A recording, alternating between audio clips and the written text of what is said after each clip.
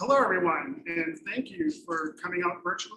And there's a huge audience behind you. So just I'm sure you wish you were here tonight. You're in the courtyard at 410 South Michigan in the Fine Arts Building, here to host one of, I think we're good friends, Nick Butler here. We've known each other for probably 10 years. Huge fan. We met at another bookstore where I hosted Nick for Shotgun Lovesongs, I believe. Yeah, and we've been semi-friends since. Today we're hosting Nick for his release. It just came out today, Godspeed, and we're so excited. It's a wonderful, thrilling book. We have copies for sale on our website. We just have our new e-commerce site up, exileandbookfield.com. Go buy multiple copies. The holidays are right around the corner. Nick will be happy to sign and personalize anything you want. And today we're very lucky enough to have, Mark Bazer is here. Mark Bazer is here. He's going to be in conversation with Nick. This is their second time around. This time it is less, it's not as dark and not as beer-filled as last time, which is a whole other story. But Mark is fantastic. Mark, I've known Mark for years as well. Are we good friends too? I don't know. We'll talk about that. Semi-friends. No, we're really good. We are really good friends. We met years ago. Of course, we were meet everyone. And Mark is what you would call books. He's a literary citizen of Chicago. I have so much props for him. He hosts the interview show pre-COVID and hopefully post-COVID at the Hideout. And he is really a champion for literacy in Chicago. He always manages to host at least one writer, whether from Chicago or around the country. And I can't give him enough props for it. It means a lot to us here in Chicago. But I'm going to get out of the way, stop talking, and let these guys get to it. Thank you guys for coming out tonight, and have a good show. Thank you. Thanks. I'm going to look at the. How are you, Nick? I'm good. It's nice to see you again. Yeah, nice to see you. So let me we'll obviously get into Godspeed, but so much of the world, people's employment, people's jobs, people's livelihoods were torn asunder. Their daily lives were different because of the pandemic. You're a novelist. Were you like, it's the same, this is what I do all the time? Or was your world also thrown completely for a loop? Yeah, first off, thanks for doing this tonight. Yeah. It's nice to see you again, and thanks for people for coming out. I know it's like sort of a weird time and we're trying to inch back into things, and thanks for anybody who's tuning in out there. But no, it was the worst time for me. People used to ask me what my process was, and I couldn't really tell. I didn't have a process for a long time because we have 2 small kids. I'm married. And so it felt like my process was trying to get writing in around those other things. And then in the year or 18 months before COVID hit, I finally found a cafe that I felt comfortable in. And I had a spot where people would know that was my spot. And I would see my friends in the morning that were musicians, and I could have a conversation about a Willie Nelson album or something, and then drink my coffee and go and then do work before I had to pick up the kids.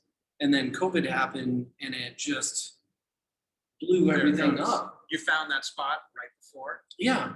February 22. This is it. This is where I'm going to be for the rest of the year. I think I had I had longer time. I had a longer sweet period than that. I think I wrote a lot of Little Faith in that cafe. But then, the kids being home all the time and my wife still had to keep working her job from home, and it just felt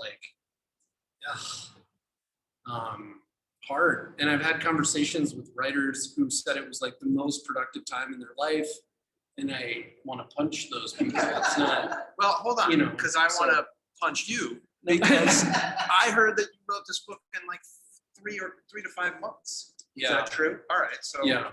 So explain yourself. Well, that was also pre-COVID. That was pre-COVID. Yeah, that was were you in the zone? Did you just feel, or was it a struggle? So part of the thing was with this book, the idea is that these 3 construction workers are offered this opportunity to build a crazy, expensive, beautiful house under a very short amount of time. That's right. They get these giant bonuses if they can complete it in that time. And so I sort of wanted to put myself in their spot. And so that meant that from basically January of 2019 until maybe July of 2019, which was the time when I was promoting Little Faith, every second that I got to write, that's what I was working on, including like sitting in the line to pick up my kids from school. It was the first time I ever went on a book tour where I brought my computer. I was like working at the Motel 8, wherever, and I really like having that sort of frenzied feeling of we got to get this done by X amount of time sort of permeated the book. Yeah, I think frenzy is that's a great word to use. So let's get into the book. The book, there's 3 friends that grew up together in Utah.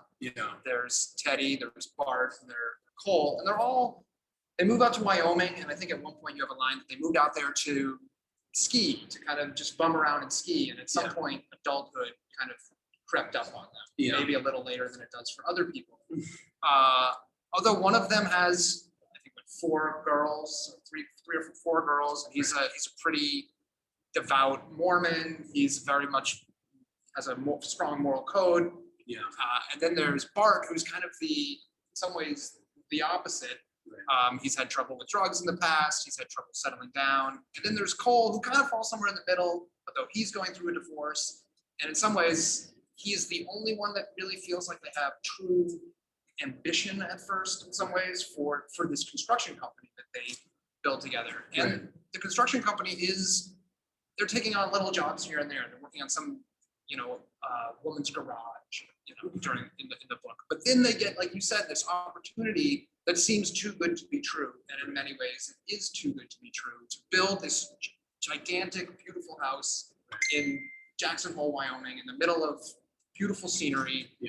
And they know from the beginning that this could challenge them.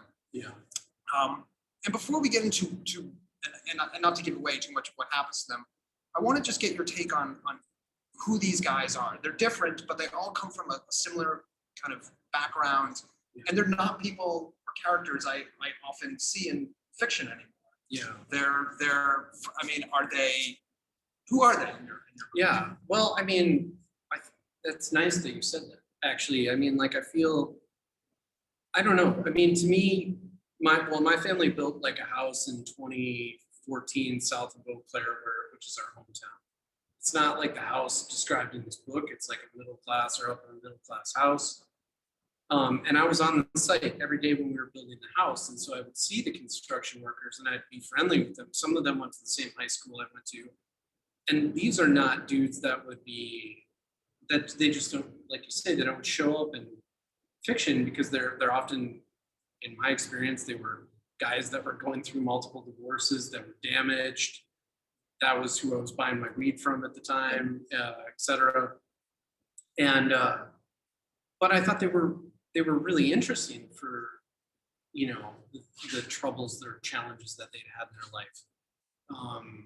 And I think it's the job of the artist to write about things that aren't being represented, or to sort of, work against whatever else is happening. So, and I love those characters. They're super flawed. They're not quite bright enough to see the tragedy that's going to befall them. I think the reader can kind of see that. But they're so hopeful that they can still grab the American dream, that they're running full bore towards the edge of the cliff. Well, that's an interesting point. So they believe in the American dream because they see all around them this town, which at one point had been a town, and we see this. I mean, every time I read a celebrity profile, it's so-and-so has a home in Montana or Wyoming, right? And that's become a thing, and it's not just celebrities; it's people in the tech world. And so they live in this town that has, in their time there, has transferred from a place where they could feel they were amongst people like themselves to a place of haves and have-nots, Yeah. like so much of the narrative in so many places in this country. Right. And so are they still holding on? Do they, I guess they are because they accept this job and think this is going to be their, but do they still believe in America, for lack of a better Yeah, I think they do. And I mean, I think that's one of the, the seductive things about the American dream is that you see somebody else who's sort of got it, or whatever you think getting it is. And I think for a lot of us living in the 21st century, it's like you get on Instagram or House or something like that, you see this beautiful kitchen and you're like, well, maybe I can have that kitchen or whatever it is.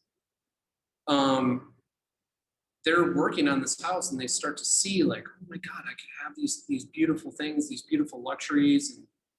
And for Teddy especially, it becomes like part of like what he what he's trying to build for his family. Right. He's the one with the 4 daughters, and he is constantly grappling with the fact that he, in some ways, he's living the life of many parents. He's shuttling kids to ballet classes or to music classes, and now he's feeling like he's falling behind. And this opportunity, this bonus, if they complete the project in time at Christmas, is his chance to buy a home, and that is the American dream. Yeah, and I mean, it's interesting, like there's a scene, I was looking through the book last night at one of our first readings in Eau Claire, and I was reading the scene in which like Teddy and his wife fall in love with just like a very middle-class house. It's sort of the last middle-class house that's on the market in Jackson, and it's super overpriced. And they make an offer, and I'm not like ruining anything by saying that they don't get it. Well, the interesting thing was like in about a week ago, my phone rings and it was somebody I went to high school with. And I hadn't talked to her in years, but I was happy to hear her voice. They just put in an offer on a place in Bayfield, Wisconsin, which is not Jackson or Whitefish or whatever elite enclave we're talking about. But their realtor said if they thought they were going to get that house, they needed to put in an offer that was $86,000 more than asking. So they did, and they didn't get it. A private equity firm like went in and paid more than them. And this had also happened to them in Missoula, Montana. They had put in an offer that was $76,000 more than asking in Missoula, Montana, and they weren't even in the top 3 bids to get the house. So this shit is happening all over. And this shit is what makes these characters so desperate to get this money promised them. Right. In Teddy's case, it's a house. Right. In Bart's case, who's the one who's kind of always had a rough kind of go of things, he wants to get out of town. He just wants to get out. He wants to go to Panama, of all places, because it sounds cool. Yeah. And then Cole is a little bit more ambiguous. Yeah. His like I said, his life is falling apart somewhat, and I think I don't want to speak for you, but it seems like he's trying to prove himself.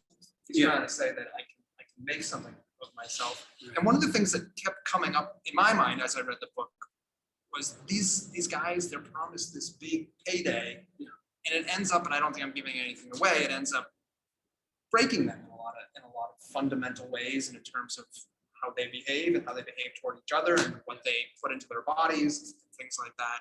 And do you think that quest for money and this frenzied quest for money reveals character, or does it create character? Did it change who they were, or did it reveal who they were?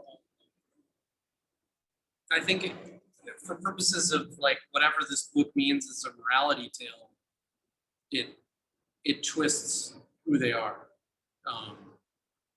It does not.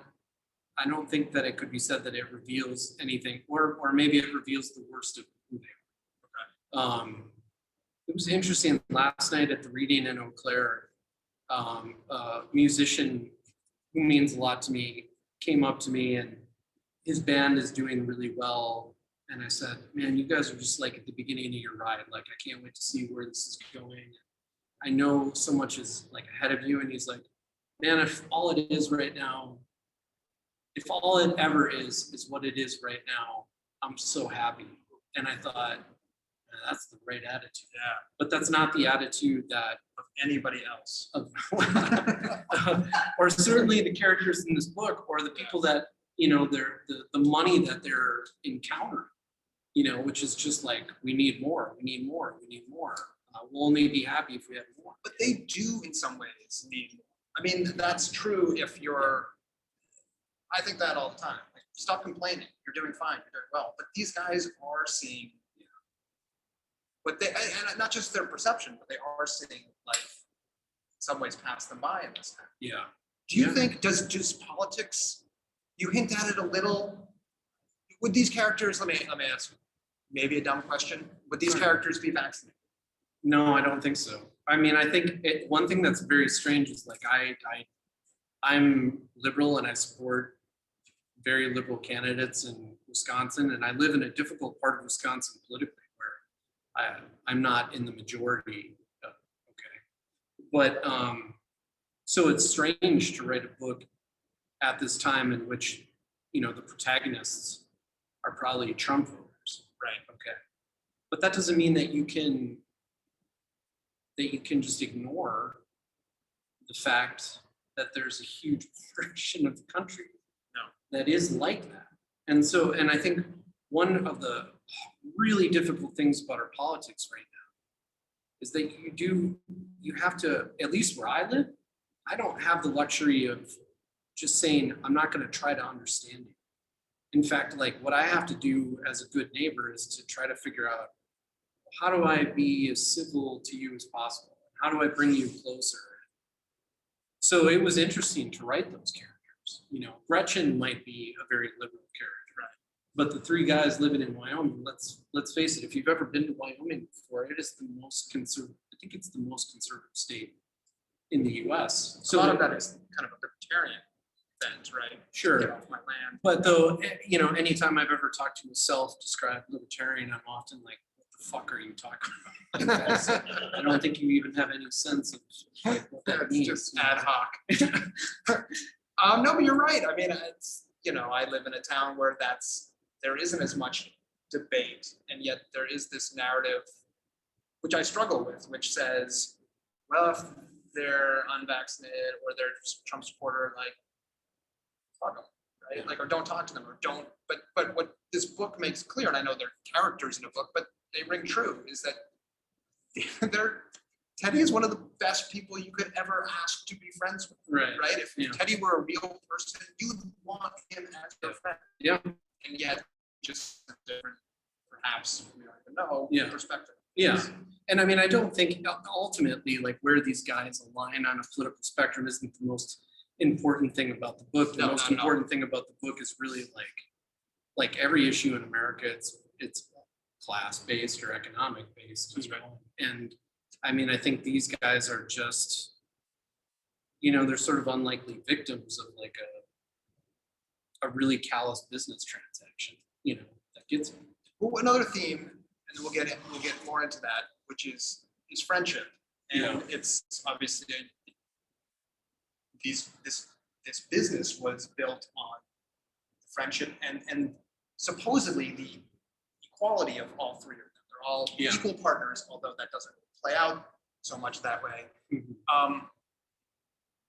Talk about what was interesting to you about mixing long-term friendship with business. Yeah. Because what ends up happening, and again, I'm not going to give anything away, is that inevitably business concerns trump friendship concerns until it seems like it may be too late. Yeah. Yeah. Well, I mean, you know, I don't go into any book like thinking about like an intellectual idea.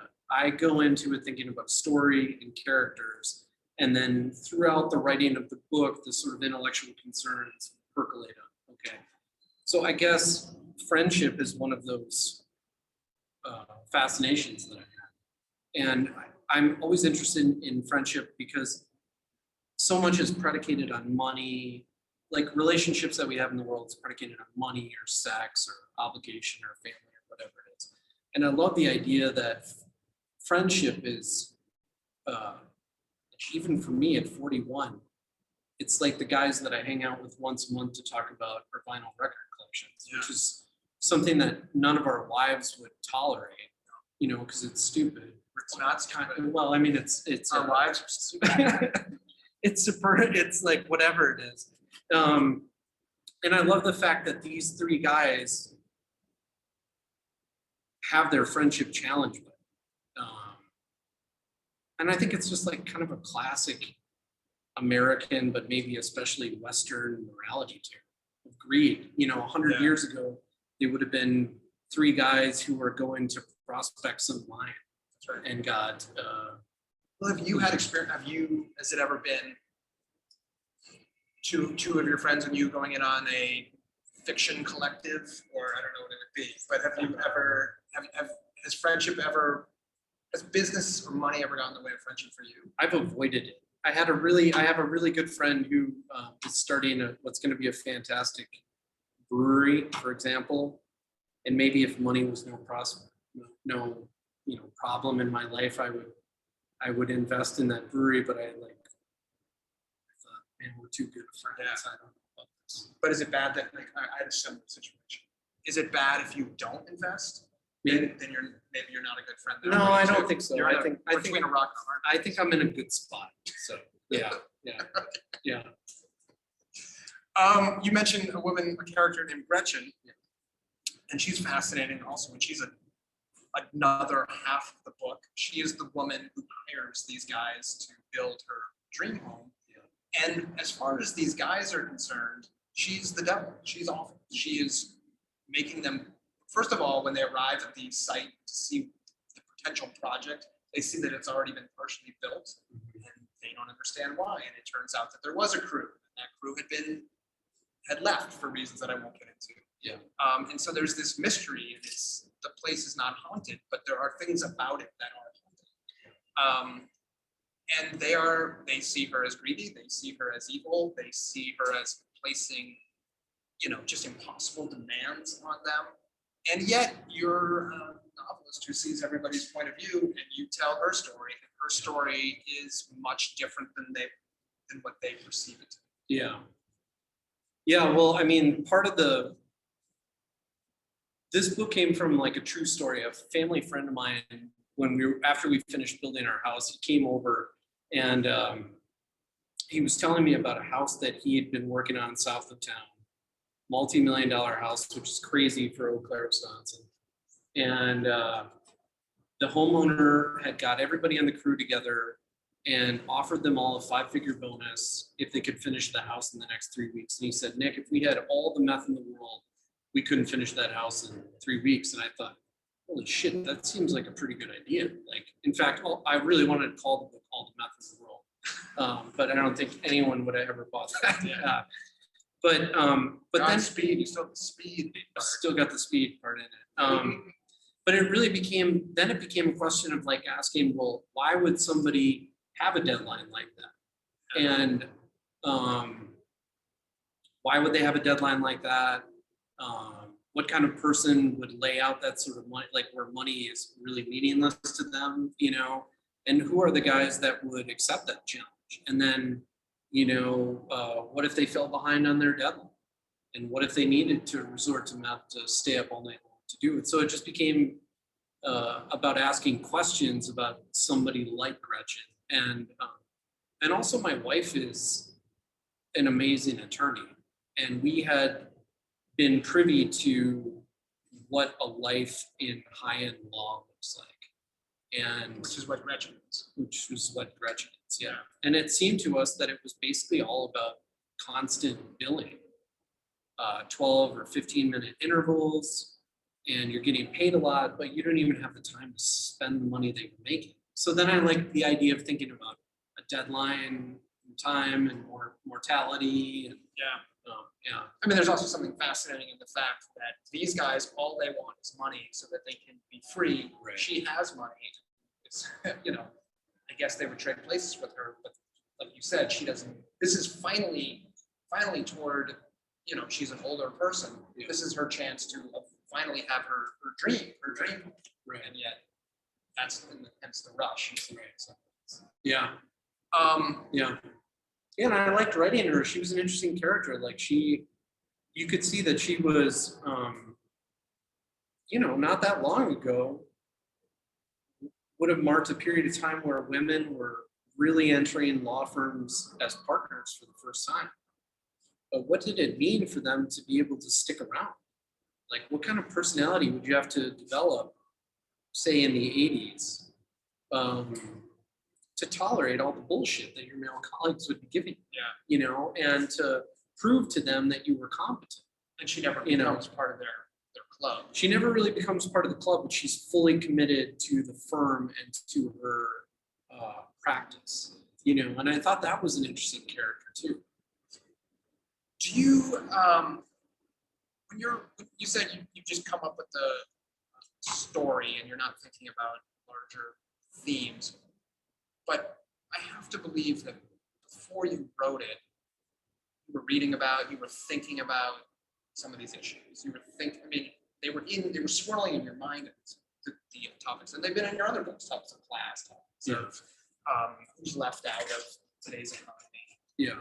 When you went into this project, was it purely, this is a good story, or was it immediately, and this is a good story because I can start to explore some of the things I've been reading? Yeah, that's a good question. I mean, there's those good stories that you hear at a bar that make you laugh in a moment. And maybe you retell them, but then there's other stories that you hear that sit with you and you realize there's way more meat on the bones. So when somebody tells you, we couldn't have completed that house with all the meth in the world, there's so much that they're saying in that statement. They're saying that someone has way more money than them, that they need money, that they potentially use meth, right? That they're thinking about using meth again. By the way, like, that's a whole thing in and of itself, is the meth epidemic in America, right?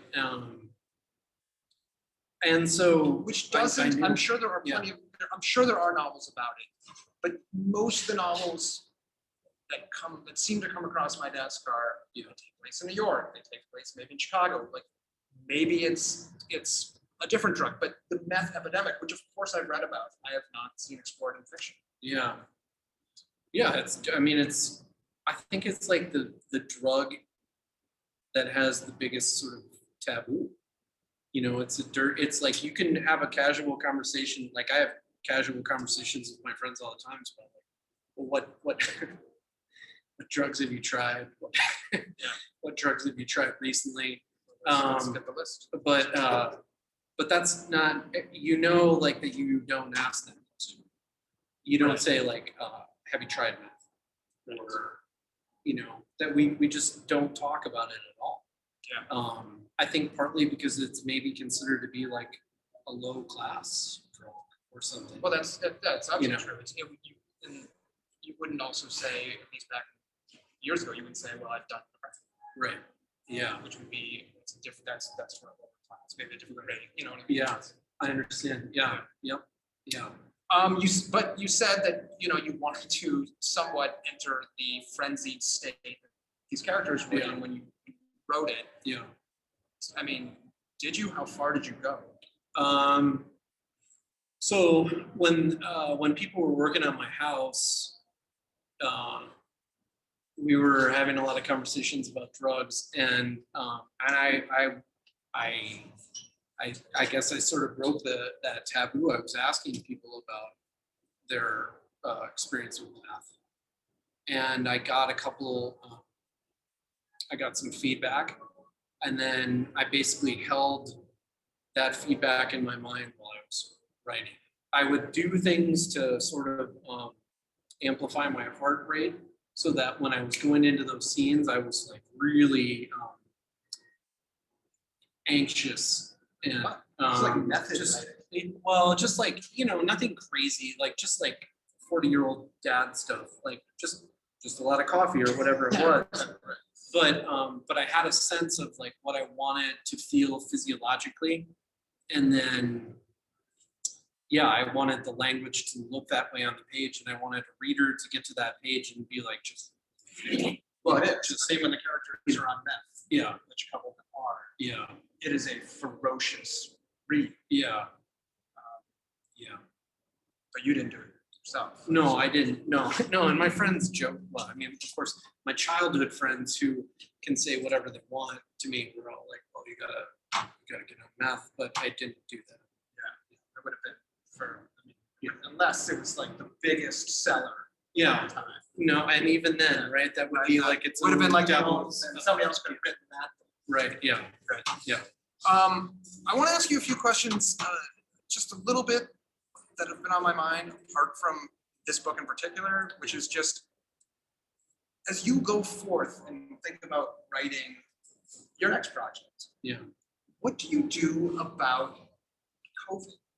Like, if COVID is here for 3 to 5, I've heard this narrative, especially on Twitter, which is don't write the COVID novel, don't write about COVID, which I get that. Like, who really wants to read about how you were stuck inside? Unless it's the best book in the world, Yeah. it might not be something that people want to revisit. On the other hand, if it's something that we're going to be living with in some fashion, Yeah. are we just going to, in fiction, ignore the years 2020 to 2023 or whatever it is? Yeah. So are you asking, am I going to write about COVID? Yeah, you're gonna write the great COVID novel. Or if you write a novel, if your next novel has nothing to do with it, Yeah. is there still gonna be a guy who is in the hospital because of COVID? Or he's wearing a mask, or Yeah. or his kids, I'm sure your kids had to wear masks to school. Like, it's Yeah. just a part of life, No. which seems like we're going to either embrace in Yeah. fiction or totally ignore. It's a really good question. I had a class with Alexander Chi at the Iowa Writers Workshop, and he said that writers don't write about technology enough. You know, like we're willfully ignoring the technology that we're using all the time. Social media is missing, Yeah. addiction to social media. I mean, Right. some novels do it, but Yeah. don't. That's fair, I think. I haven't really considered this. I mean, I've started working on a new book, a couple different books and stuff, and I haven't really embraced COVID. I think partly for me because it's been sort of a mundane, a mundane, head-bangingly frustrating experience, and so, and those by the way aren't like adjectives that like are gonna sell books. Right. Mundane. No one in the back. Yeah. Mundane. Not that you're always thinking about like selling books, but I think what I'm saying when I say that is also like, who wants to read that? Right. I'm not sure that I want to read a mundane. No. No, I don't either. So I don't know how we work. But let's say it's a movie. And Yeah. there's I don't know why I'm going down this tangent, but That's okay. let's say it's a movie Yeah. and kids are coming out of school. Yeah. You would, in any other age, they would just be coming out of school, right? Nobody's wearing a mask, nobody's Right. dealing with that. Right. But as we move forth, sure, the book or the movie is not about kids coming out of school and what that looks like. Yeah. But the background, the setting Yeah. is school. Yeah. And so you would, if they make film Yeah. Fast Times at Ridgemont High today, and everybody was wearing masks, Right. what's going on? Yeah. But So will we ignore these years? So I think what's been interesting to me living in I can only answer this question as I live as the human being that I am. Okay. What's been interesting to me what's been more interesting to me than COVID as a guy living in West Central Wisconsin is that like the George Floyd shooting, because that happened in Minneapolis, not very far from us. So even though it feels like rural Wisconsin is quite separate than Minneapolis, it's not. That's our closest metro center. Every kid from Eau Claire does field trips in Minneapolis. So we felt that pretty acutely, and it opened up new conversations about race and police violence and these sorts of things. That's one thing that I felt more than COVID. Another thing is that in West Central Wisconsin right now, we have one of the highest rates of suicide in the state because so many farmers are committing suicide. There's so many farmers that are that can't keep going. So there's family farms that are closing everywhere. People that are sort of left out of the news they think of themselves as invisible, that their problems are meaningless and they're committing suicide. And that's a whole narrative that's like not anywhere as far as I can see in the media. And there's private equity firms buying up property in there. as Yeah. well. So there is, it's not the same as white, but Right. you are, there's, Right. you're writing from something you also do know. Yeah, I mean, there's a really crazy intersection that's a mile and a half from my house where there's a corner that's a family farm that's been around for a century. We used to buy eggs from there before we got chickens. And then on the other side of the intersection from them is a brand new $1 million house that's fashioned to look like a farm that overlooks the family farm. Ugh, And, so my job, like I if think- you made that up in a novel, people Right. would be, that's That can't- that's right. over the top. Right.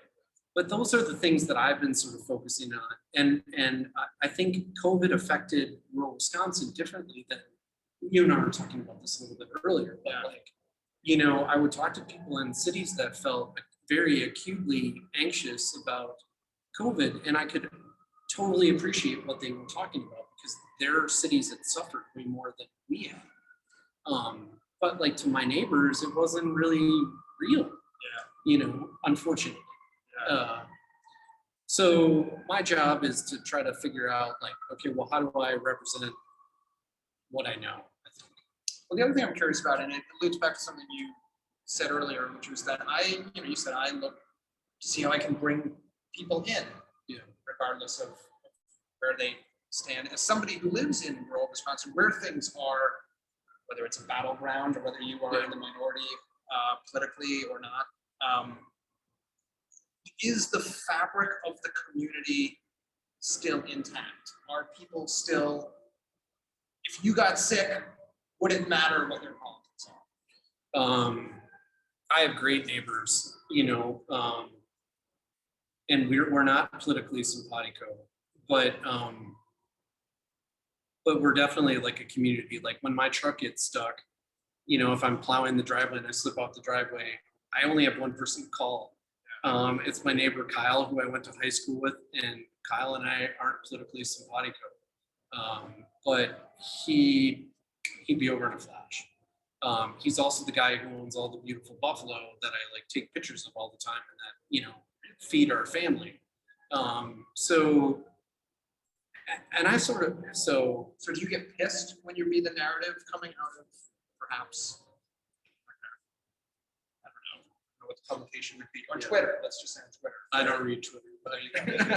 You're a smart person. but what's the narrative? Just a narrative that shuns people who think differently. Oh, I don't, and I don't, I'm not going to defend somebody who's hateful or irrational or anti-science. That's not, that doesn't make any sense to me. But I think I'm real worried, like, the best way for me to do this is to tell a story about the day of the Trump-Clinton election. Okay, it was a beautiful day in West Central Wisconsin. And I went to vote early in the morning, took our kids like we always do. And I came back to our house and I was sitting on my back porch. And from a half mile south of us, all I could hear was automatic weapon fire. And it was somebody who was going through every gun in, I assume, his collection and firing tons of rounds of ammunition loudly. And my greatest fear that morning was that Clinton was going to win, because to me, he was demonstrating a huge amount of anger. Yeah. Okay. Did I want Trump to win? Of course I didn't want Trump to win. But that's my neighborhood. So then I think about the people in my neighborhood that own dozens and dozens of guns, and I have to think, how do I make that person my friend? Because we're sort of spiraling towards something kind of weird in this country. And I can't just say like that everybody in my neighborhood agrees with me. Yeah. You know what I mean? I mean, that's a. And what's weird too are is we I spiraling somewhere, or is it just this is the way it always is. And I don't know. I think that's a good question too. I don't know. I feel like there's always like, yeah, you never know. You don't know it's so hard. Like when we were going through some of Trump's craziness, I think everybody was thinking like, God, is this as scary as I think it is? Or am I scaring myself? yeah, I don't know. You know? I don't know. Ask somebody who was older, right? I mean, if you Yeah. talk to my parents, and they're like, well, yeah, it's crazy. Yeah. 68 was crazy too. Right. It seemed like Trump was crazy. That's Yeah. what I was getting. Yeah. So anyway, yeah, I don't know. But let's talk about something a little bit, instead of dozens and dozens of guns, let's talk about, to end it before we take some questions. Yeah. I've gotten really into vinyl collecting as well. Yeah. And it's maybe a cliche of our age, I probably, but that's fine. yeah, Um, that's what, what my pin is here, by the way. The Royal Ears are my vinyl record club with all my friends. what have you bought recently that do you buy new or used or both? I bought Fat Possum Records at a sale for 4th of July, so I bought the new Weather Station album. I bought an R.L. Burnside album, and I bought a Townes Van Zandt album. Do you have a good shop near you? We have a great shop in downtown Eau Claire called Revival Records. Okay. Shout out to Yeah. Yeah. How big is your collection? embarrassingly large. Like such that I have to put myself on record buying like probation. Yeah. Does it last though? Does the Does probation the last? probation? No, it Yeah. doesn't. No, it doesn't at all. I sneak them into the house. I sneak them into the house too. Yeah, I pay cash sometimes. Oh, yeah. Don't pay for trailer. Yeah, so true. Yeah, all my friends are the same way too. We all talk about it. Amazing. How do you get that past your wife? I can fit it. I didn't buy it for this reason, but I have a backpack that fit the bag in. Yeah. So I'll have a backpack, or I'll just Yeah. put it in my coat, or I'll just open the door, see if Yeah. anybody's around. Yeah. Quickly run and Yeah, one of my friends is a poet, and she sees the collection getting bigger. It's not Yeah. like yeah, working. she knows. Yeah. Yeah. Yeah, one of my friends is a poet and a professor. So I mean, you know, not the most lucrative job in America, but he collects vinyl like nobody else I know. And so he'll show up at our Zoom meetings and he'll be like, yeah, this is a John Coltrane box set that I got. And we're all like, how are you doing this? Yeah. Like, how are you? But the value, it's a good investment. Yeah. Is it? I don't know. Kind Let's of? take a few questions Okay. and then we'll I think there's some questions on the chat. Okay. how does that chat?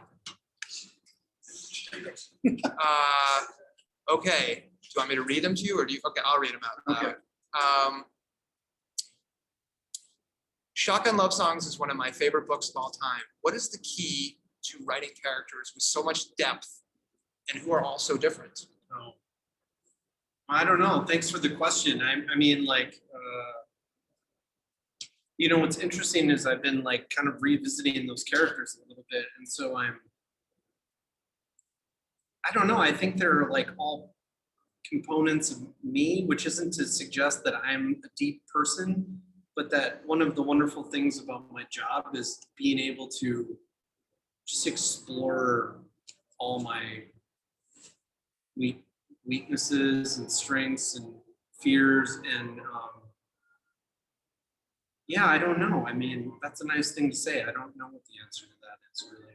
I think it's just thanks. I mean, I'm trying to write literary fiction. I'm not trying to write like a spy novel that has, you know, super flat characters, but a plot that just clips along or something like that. I'm trying to create full, rich characters that people become attached to. So. How important is plot? Well, I think it's very important to the reader. Yeah. You know, I mean, I think you can be a literary writer and ignore plot, but that's not very smart. Yeah. I mean, I've always been like, I as a reader, I expect a certain amount of plot. I expect to be forced to turn pages. I'm not into navel gazing. Any other questions? Yeah. You talked a little bit about the beginning, but I wonder if you could talk a little bit more about the process again for this novel. You did it in such a short time. Yeah. First time I met you, you were totally working at Godspeed. Then the next summer, you were working at Godspeed. You could tell that you had like one eye on someone, but one eye you really felt like you were still in your mouth, like, thinking about it. Yeah. Really in it. You were hoping to get it done by like October. Did you Yeah. go through it really fast and then do some editing? Did it just take longer because of what you published? Oh. Finish? I mean, do you end up doing more drafts? Or Yeah. do you kind of do that sort of head first? Well, the one, So the yeah, question was about, just for the folks at home, the question was about the process. It was written so pretty quickly, but were there a lot of revisions? And also, when you were talking to people, were you thinking about your novel at the time that you were talking? Is that? Kind of, because, Yeah. but you can tell you really, like, your mind was on it. yeah, You kind of talked a little bit about it, like, my mind's on it. yeah, You know, you were open about it. yeah, But like, you know, you were kind of in the zone even when you weren't like, yeah. So, I mean, one thing that was helpful about writing this book is that it's more plot centric, I think, than some of the other books. There's like this conceit or this idea of like, these guys have a timeline, we're gonna make or they have a deadline, and we're gonna make the timeline this. So that sort of focused the narrative pretty nicely. I wanted it to move in a straight line. I didn't want to like back up a whole lot to flesh out characters or anything like that. That helped to just write the book in a pretty clean draft. Then I worked really hard, as I always do with my agent, Rob McQuilkin, to sharpen it before we got it to market. And that helped out a lot. So it's hard for me to talk about, like, I never know how to answer the draft question, because like, what does that mean? Is it like every time I open up the computer, is that a new draft? Or is it, do I complete the book and then go back through it and that's a draft? I don't know.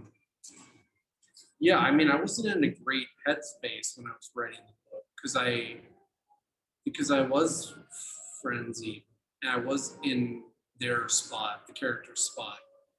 I remember going to like a book club it's an all guys book club, and they always like to give me shit about something when I'm there, and I didn't have the bandwidth to really tolerate it. You know, in that meeting, like I tolerated it, but I was also like, I gotta get back to work. You know, so if you're just here to tease me, maybe now's not the time. You know, so I don't know. Like I wouldn't advise. I wouldn't do that again.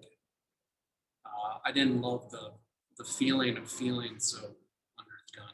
What's in your book club? What's the breakdown between fiction versus nonfiction? It's not my book club. I was invited to a guy's. Well, the one you're in. I'm not- You just were yeah. going to show Yeah, talk I was about your just- book. Yeah, Oh, yeah. interesting. Yeah, And they that's were a- giving you shit at a, Yeah. they invited you. Yeah. And they were giving Yeah, something. they're all like close enough to me where they feel like that's okay, and it is okay. I find it Yeah, unacceptable. but I was also like, oh, I don't know, I'm just really tired. You know? Yeah. I don't. Yeah. Yeah, yeah, I don't know how I felt at that time. So, Yeah. we're kind of specific, but you said that you had the experience of building your own house. Yeah. So, did you take in a lot, either directly or by osmosis, and did that? I don't know how much construction detail is in this book, but Yeah. was that? Is there an intersection there? There's a good amount in the book. I Yeah. think. I thought like maybe you had worked construction. I mean, did you have to teach yourself about construction stuff? Yeah, well, I mean, I was there, so I was there every day on the site when they were building the house, and I think it's a really weird. One does not want to complain about building a house. It doesn't feel like a very virtuous sort of thing. But anybody who's built a house will tell you that it's not fun. It's not sexy or glamorous. It's just really stressed. It's a really stressful way to spend money. And when we got done with the process, I didn't feel instantly happier, which maybe I thought I would. And it began, so I think to answer your question, I think like part of the thing that was really interesting to me about that guy's story about the meth and building a house was I began asking myself questions about like, why did I do this? What did I expect to learn or glean? Was it worth it? But also, I think building a house is a component of some people's American dream. Like it used to be that a college degree was your American dream, or seeing your kids make more money than you, or and I think increasingly building a house is somehow wrapped up in that. So I just began asking myself questions about that stuff, but I also learned a ton from just watching those guys, because it's a process that no one really teaches you about, you know, and you can't see all the steps until you're done. You don't know the mistakes you made until you're done. Do you like the house now? Yeah, I love it. I do love it. Well, I've kind of like, I've had to like, I'm a guy who like holds on to grudges way too long. And so I came away from that process like just being pissed off at the builder, not the guys who built the house, they didn't do anything wrong, but just like. You have a line in the Yeah. book, which everybody kind of knows. You hire a general contractor and Yeah. then they may or may not show up for Yeah. a while. Yeah. And in this case, there's a side story about it's a small property that they're also working on that they've totally ignored. Right. And you stated plainly that they're going through the calculus. They're saying, Right. why would we go to this project when it pays this? Yeah. And the whole point, and maybe it's true, maybe it's not, I don't know, is to take on more projects than you can possibly do, Yeah. and then choose the ones you should. That totally happened to us. Yeah. And what was frustrating is that our contractor, and I don't care if he sees this or hears my voice, whatever. What's his name? Yeah, we won't get into that. I don't need it. But he was building a house a mile north of us. So every day I drove past the house that he was working on while he wasn't working on our house. And it also happened to be the coldest. This is 2013, 2014, which I don't know what it was like in Chicago, but it was epically bad in Wisconsin. It's great here. So they poured concrete, they poured our slab, and then it was like they sort of forgot about us, but they wanted the concrete to cure. So they had propane heaters in the basement to help cure it. But this was the coldest winter on record. So I would come to the site every day and just watch propane steam like rise up from this hole in the ground. And propane was at a super high cost because it was super cold. And I'd call him and be like, so are you gonna, when are we gonna see you again?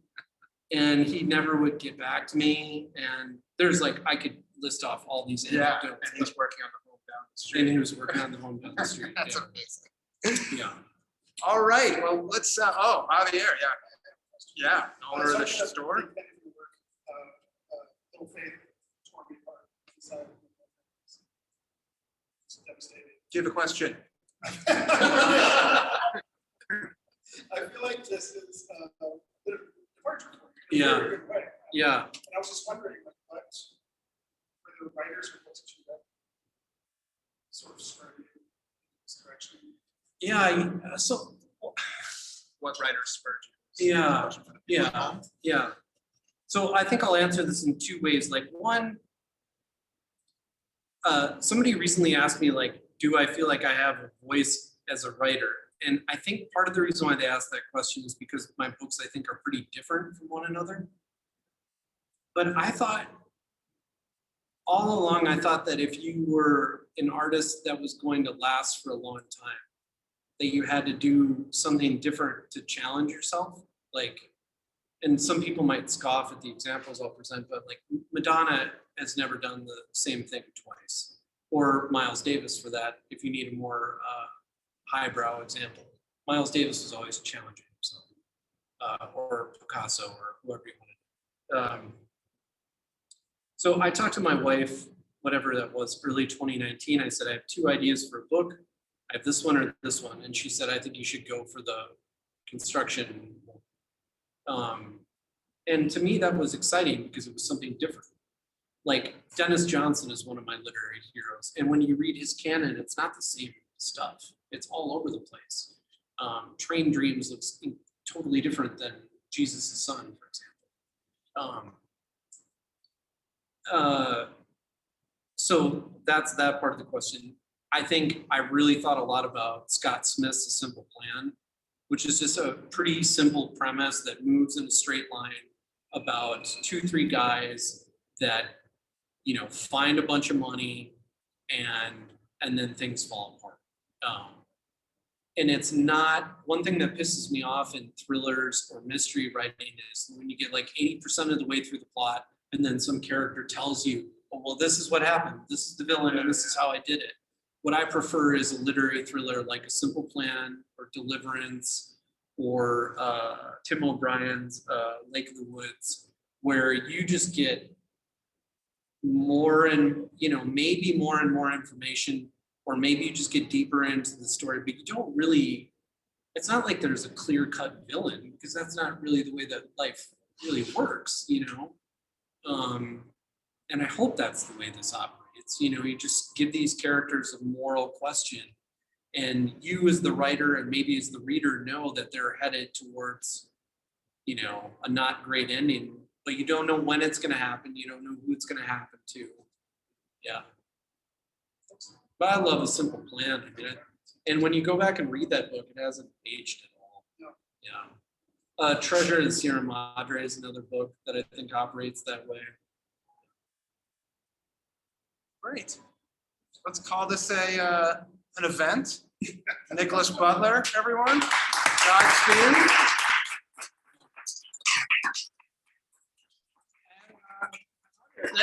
Thanks for, you know, and for having me. Oh, of course. It was fantastic. What a great conversation. Thanks, and thank you for coming down for the event down in Chicago. Nick, once again, we'll be happy to sign copies of this for everyone here, and anyone who wants to come down in the next half hour, 45 minutes to the store. And we can't thank you enough, Nick. Mark, fantastic conversation. I lived out my lifelong dream of going to an event and saying, I went to this event and all I got was this awesome t-shirt. So thank you so much. Everyone, there's more wine, buy some books. Thank you guys. Thanks everyone for showing up. Have a good night.